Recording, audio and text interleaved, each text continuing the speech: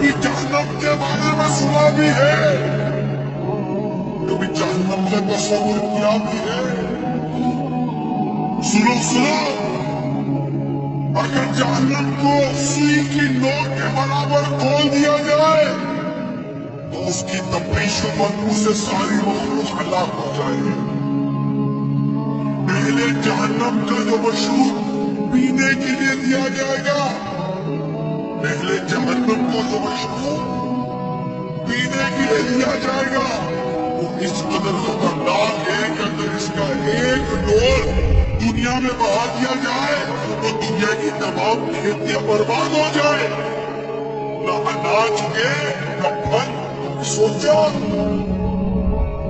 जहन्नम का तस्वुर किया, जहन्नम के सांप और बिच्छू बेहद खौफनाक है।